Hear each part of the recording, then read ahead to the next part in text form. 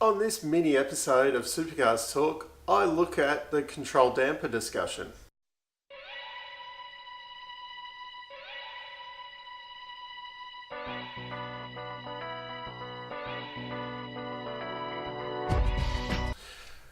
So this week, Supercars announced that they're tendering for a controlled damper for next year. This is the part of the suspension, basically, the bit with the spring on there that's been so much talked about this year. In previous years, they had twin springs, or kind of multiple springs. Apparently, there was some talk of some teams running more than two springs on there. This year, they've had to run a single spring.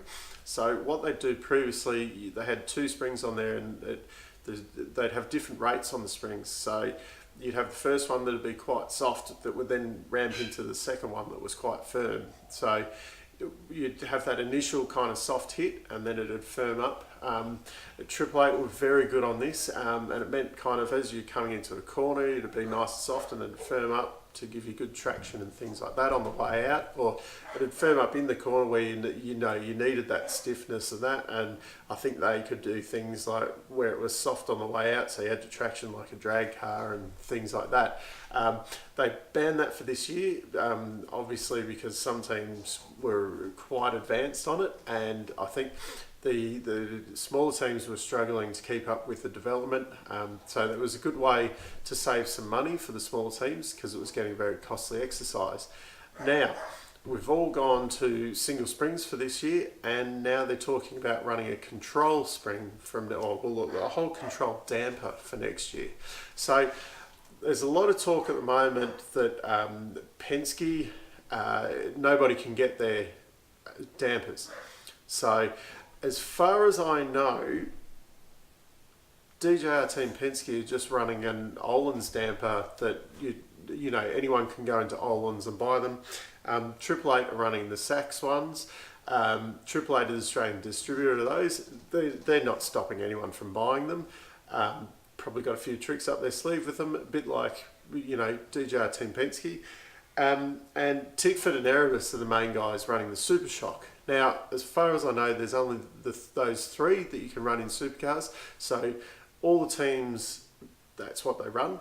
And I think you probably find that the Triple Eight kind of customer cars, like Matt Stone Racing and Techno, I'd say they'd be running the Sachs ones with them.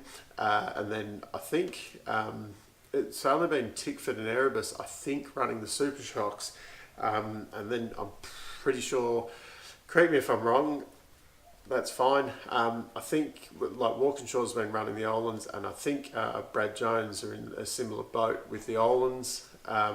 Not sure what the Nissans have been running. Probably the least competitive of the lot, although they were very competitive on some of the tracks like Winton and Phillip Island last year that are very dependent on a good setup.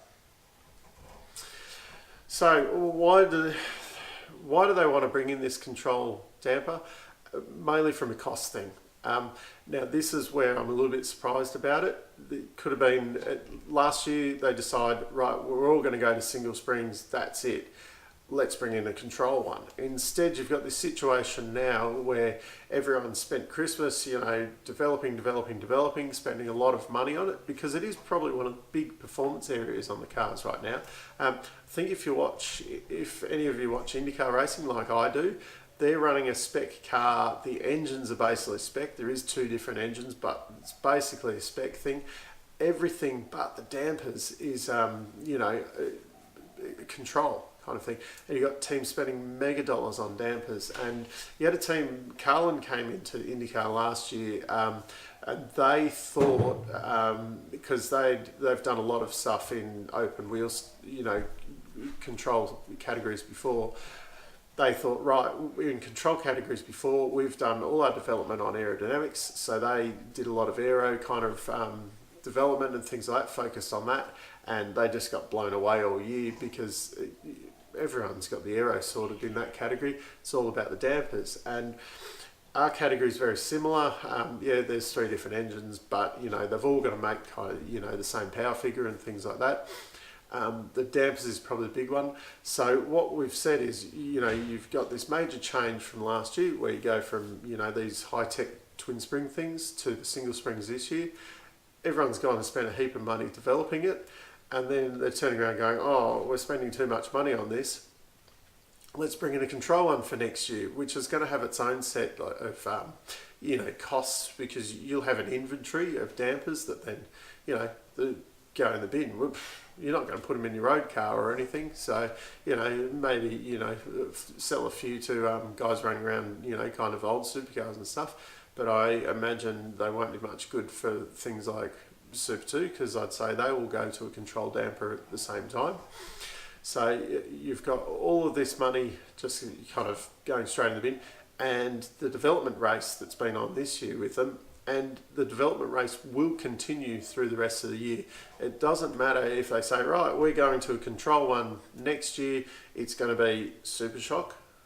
I think that's the way to go, but that's just between you and me. You're not going to see someone like Penske turn around and go, oh, all right, well, let's use up our Öhlins ones, and then, we'll start buying in some Super Shock ones towards the end. They're going to develop their Öhlins ones all year flat out, right up to the end. And then next year's problems, this Super Shock thing, you might see maybe, depending on what happens with the championship, maybe they'd have a play around at the end of the year, but realistically, that's the way it's going to run. And I think you'll probably find something in the contract that will say that if say Super Shock does get the tender, that it won't be the Super Shock that the guys are running this year. It'll probably be a dulled down version that will be cheaper for the teams.